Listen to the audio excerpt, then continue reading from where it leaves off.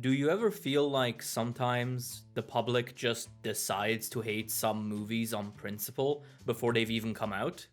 You know, some slightly odd or unlikely project is announced, a cast list is shown, set pictures are leaked, and voila, everyone is convinced it's just going to suck. I'm sure you've seen it happen before, and it's not like a big social issue or anything, such is just the nature of the social media reaction machine. It just means for me personally that I try to be careful not to judge stuff before I experience it myself. Who knows what cool stuff I'd miss out on if I only watched what common consensus approved of. This is why I was very skeptical about the Monster Hunter movie. The general reaction to it was, well, terrible. Everyone hated it. But I'm an open-minded guy, and so, after a few years of forgetting about it, I decided to watch it this weekend for Monster Hunter's 19th anniversary. I wanted to ask, is the Monster Hunter live-action movie really as bad as everyone says? No. It is so much worse. I genuinely thought people must be overreacting, that maybe it was kinda mediocre but at least passable. But no, if anything, this movie doesn't get enough hate. Let's fix that. A bit of history first. Monster Hunter, the movie, is the creation of Paul W.S. Anderson, a man who is known for directing the Resident Evil movies and always casting his wife Mila Jovovich in badass main action roles. It's definitely not a fetish, okay? Stop asking. This lovely individual apparently discovered the franchise in 2008, and the idea of making a movie became a, I quote, passion project for him. Sure, buddy. A few short years later, he nabs the rights to a film adaptation to coincide with Monster Hunter World, and voila, this movie comes to theaters smack dab in the middle of the pandemic. I'm sure that's the reason the cinemas were pretty empty that day. How do you adapt a game like Monster Hunter? While it has a lot of established lore, the games themselves are pretty opaque in that aspect, with story and characters taking a very comfortable backseat. How do you translate the feeling of hunting, the interplay between man and nature forged through battle and progress, onto the cinema screen? Easy. You add in modern-day military— Wait, hold on! Yeah, so this movie is a multiverse isekai flick, where a modern-day NATO army unit is whisked away into Monster Hunter land. No, not the vibrant, varied world of the games, but an endless desert made up of bad green screen and the same 5 cheap filming locations. The main character, Artemis, finds herself stranded alone after encountering a Diablos and a hive of Nershillas, which decimate her squad. After teaming up with a nameless hunter, she slowly learns the ropes of this new world, and with the help of the locals, discovers that a tower built by an ancient civilization is causing parallel universes to overlap into each other, allowing passage between them. So she sets out to return home, towards a tower guarded by the franchise's equivalent of Pikachu. Right off the bat, the Monster Hunter movie has to cope with one massively controversial decision: the multiverse premise. The Monster Hunter franchise has loads of outlandish and fantastical elements, but it has, so far, never veered into straight-up magic. So this decision to have the main characters be from our world already clashes with the general aesthetic of the franchise the movie is trying to adapt. It's not a completely random choice. Anderson has stated that the idea was to have the main characters experience parallel that of the franchise newcomer, both of them being thrown into this foreign universe and having to find their bearings gradually. I can respect the idea, sort of, but the execution is less than stellar. For one, is this even necessary? It's the 2020s. People can accept fantasy settings pretty easily without needing a fish-out-of-water type character to attach themselves to. Look at the popularity of Lord of the Rings or Game of Thrones, neither of which features such a character. The idea that you need to have someone that you can relate to on such an intimate level that they're just like you from the normal world set into a fantasy universe is a pretty outdated idea in my opinion. Even if we accept that we absolutely need to do it like this with the multiverse approach, using the military as your normal person viewpoint for a series like Monhan seems pretty misguided to me. Nothing could be further from Monster Hunter's tribal and settlement aesthetic than Humvees and army songs. It just doesn't fit, and inadvertently shifts the movie's genre into army flick territory, which kinda sets the monsters up to fail. If you, as a new viewer who has never heard of Monster Hunter before, come in and get bombarded with military movie vibes a la Michael Bay, you're likely going to look at the monsters as generic movie demons that only exist to be shot down, which is a far cry from what a Monster Hunter movie should achieve. After all, the franchise is primarily about how these monsters are not supernatural, they are ultimately just animals. They are physical creatures with their own biology and ecology. So that should be the focus of a movie like this, or at the very least should be an aspect that a movie like this should try to communicate. But beyond that, this approach was always going to fail at immersing the viewer into this new world, because the world in question is just straight up not the world from the games. Only the most bare bones aspects of the games are present here. A few monsters, sand ships, and the tower, as well as a narrow selection of known weapons and characters. Beyond this, the world basically has no resemblance to that of the games. It's like someone saw the Great Desert from Monster Hunter 4U's tutorial and just assumed that that's the entire Monster Hunter world, barren, empty, and lifeless. But okay, maybe this new take on the Monster Hunter universe could work. I'm, as I said, open-minded. If only the movie made any attempts to actually explain or develop it meaningfully. Besides the tower being the source of the space-time hole, the movie has basically no exposition, and ironically, that's a massive issue. We usually associate exposition with being boring or ham-fisted or heavy-handed, because it is in a lot of movies, but ultimately exposition is just a tool. It's the basic foundation of the information you need about the world, and that foundation just outright doesn't exist in this movie. Because Artemis is thrust into a completely incomprehensible world that refuses to explain itself either through dialogue or visuals, the environment of the film feels increasingly random. There isn't even the slightest attempt to build an interesting world here. As far as the movie is concerned, the few humans, the desert, the handful of monsters, and the tower, they are all that exists. We get hints of some interesting stuff. Religion, other human groups, past space anomalies, but they are all so minor and inconsequential that it's hard to think of this world as anything other than a bizarre amalgamation of a few recognizable Monster Hunter things. Like an old man with dementia playing the first hour of Monster Hunter 4U and World respectively, trying to remember them later on but only merging them into a barely coherent soup of vague iconography. So, the big twist and concession of the movie, having normal people fall into the Monster Hunter world, fails miserably because the people in question are a specific archetype that is incompatible with the franchise, and the world in question is so poorly recreated that it doesn't even remotely resemble that of the franchise. This idea thus fails to coalesce into a compelling setting. But hey, maybe there's a cool story being told here. The premise and the setting might be underwhelming, but maybe the plot can... The Monster Hunter movie's plot is weird. And not just because it originally included a racist joke about Asians that got it banned and review bombed in China. It sets itself up to be a sort of fun and exciting action romp, a mindless monster shooting movie, and it's a vibe the early parts of the movie really lean into with the army squad and their banter. It also reinforces this by, as I mentioned before, never explaining fucking anything. There are numerous things in this plot that you just have to accept. For example, the monsters seem to have some sort of magical resistance to guns and modern weapons, and are only properly damaged by primitive hunter weapons.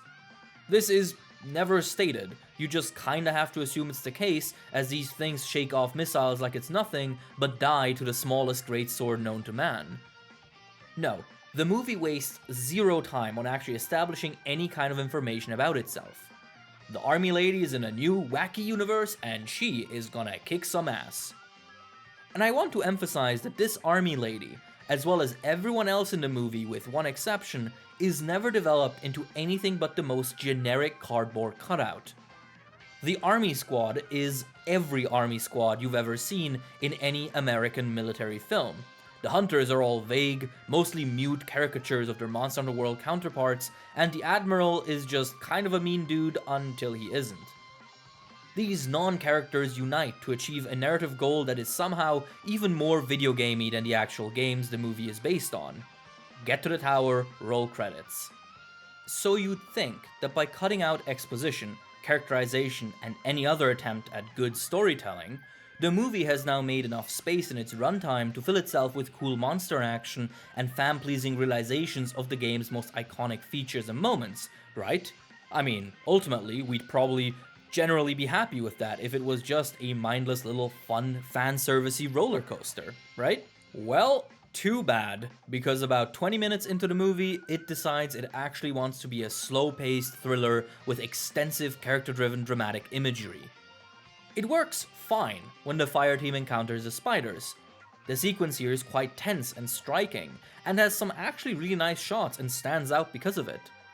But then, after escaping the spider den, the style just continues?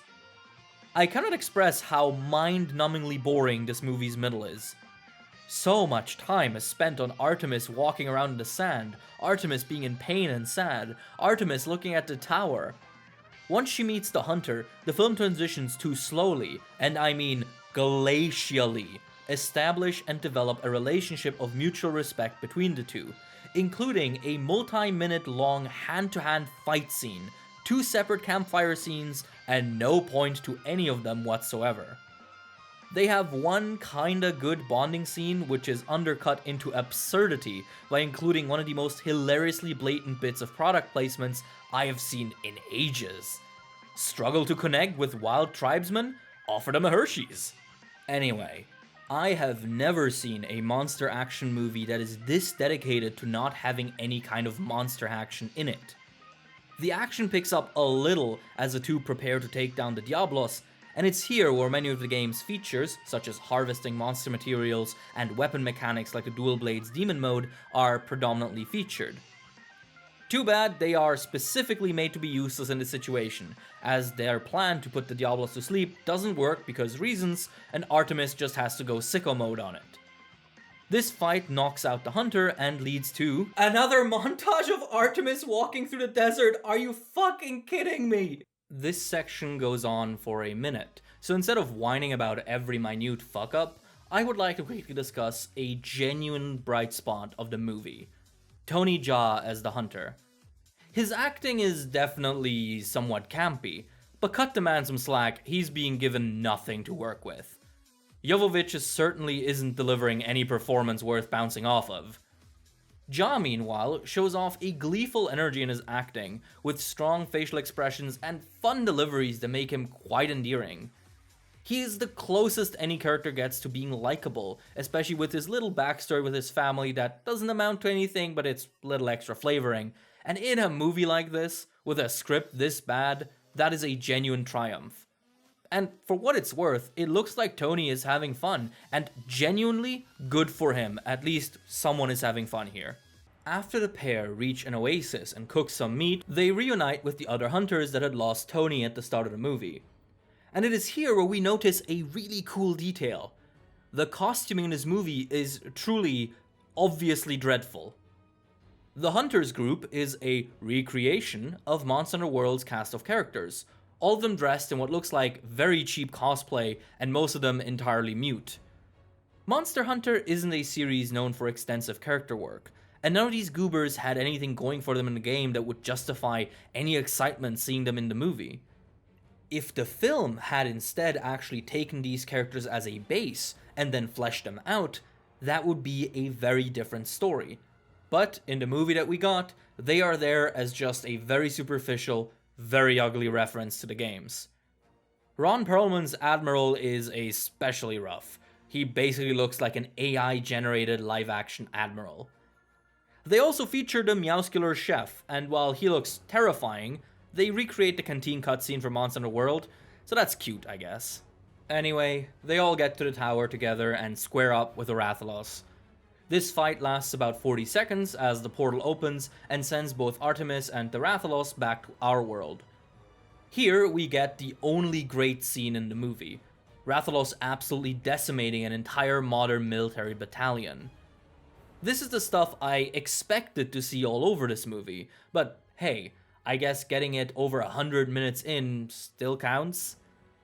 Artemis then has to cut the fun short by defeating the Rathalos through an admittedly cool little biology trick, igniting its flame sac by shooting a flare into its mouth.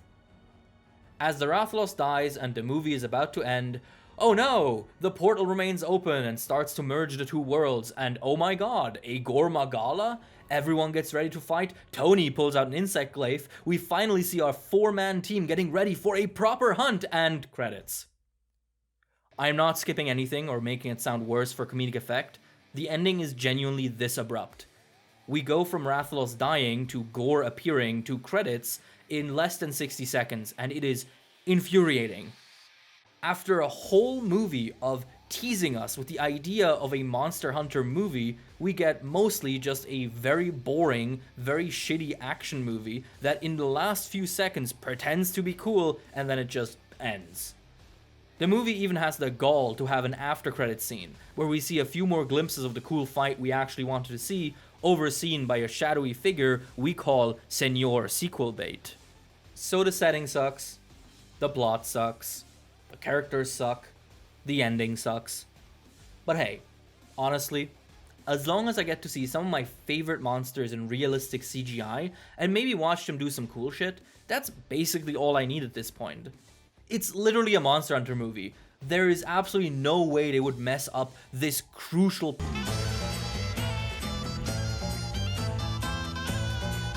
One thing that I kept hearing about this movie was that despite all its flaws, the monsters are cool.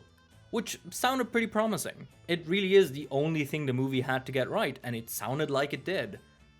Unfortunately, this was a really clever marketing trick called lying. The monsters in this movie suck absolute ass. There are technically 6 of them, but 3 of them only show up for about 5 seconds each, so we are not counting them. The remaining 3 are Diablos, Ner'shilla, and Rathalos. Odd roster, but hey, it could work. So, how are they? Diablos is pretty bad. It is reimagined into a sort of sand shark, which isn't the worst idea, and they even adjust the design a little bit. Its wings are noticeably underdeveloped, which makes sense if this Diablos version is basically entirely subterranean. That's about the last nice thing I have to say about it though. While they adjust the wing membranes, the arms remain those of a flying wyvern, and without the membranes they look weird and lanky and have this really uncomfortable angle to them. The monster CGI is constantly hailed as this movie's sole redeeming factor, but in my opinion, it's really inconsistent. Diablos looks pretty good from afar, but any close-up shots are, ugh. My man, are you good? You look like you are made from burnt clay. This is probably the reason why Diablos specifically only gets shown in really quick flashes. The movie rarely gives you a good full look at it because the close-ups look bad and the full body shots were probably too time and resource intensive to use more liberally. As far as action goes, Diablos gets a decent showing, as the movie treats it basically like a shark in a Jaws ripoff. It wreaks havoc and even kills a dude on screen, a scene that is deflated by the complete lack of blood, which is hilarious. Now, the movie includes a hive of spider-like monsters that Tony calls Ner'shilla. These spiders are used for great effect. Their nest is harrowing and atmospheric, the spiders themselves are consistently unsettling, and they lead to some tense scenes of danger and even some body horror. They are, in short, a pretty competent movie monster. But this is not a Ner'shilla. It barely looks like one, it doesn't act like one. It's a fine movie monster, but a complete non-adaptation of the source monster, which is very unfortunate when it is one of only 3 monsters that's getting the focus in this movie. Arathalos probably gets the best treatment out of all the monsters, as is expected from the series' secondary mascot, Gorathian. His design is pretty faithful. He is shown to be powerful and gets to do a bunch of cool shit with pretty good CGI. But even he isn't immune to the movie's insistence on sanding off the franchise's charm and uniqueness. For one, he, like the other monsters, is huge. Way too big compared to what he's supposed to look like. This does make him more menacing, but again pushes him away from the ecological foundation of the series.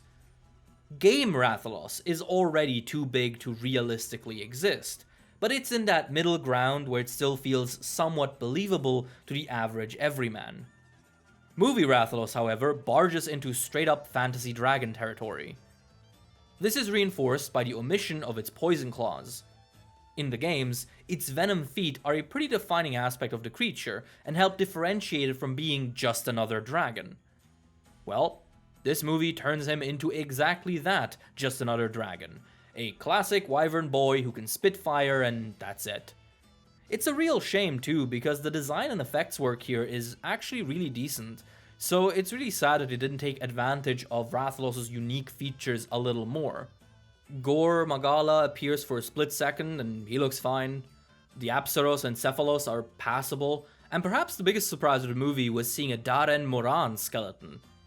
He just doesn't feel like the kind of monster they would reference in a movie like this, so hey, that's pretty cool. Overall, in the least surprising conclusion ever, this movie sucks. It doesn't even attempt to adapt the franchise faithfully and tries to substitute that with its own take on Monster Hunter. While that is not by itself bad, the execution of this alternative take certainly is. The world is bland, the characters non-existent, the costuming purely made, and the monsters only barely emulate the appeal they have in the source material. This video was originally gonna include a section laying out my ideas for a monster adaptation, but honestly thinking about it, I'm just a guy, so who am I to pretend my ideas are superior? If you'd still like to see them, maybe I can make a separate video on that. But for now, for today, rest in peace, Monster Hunter movie. You were terrible, no one liked you, but at least we won't ever have to deal with another one of your kind ever again.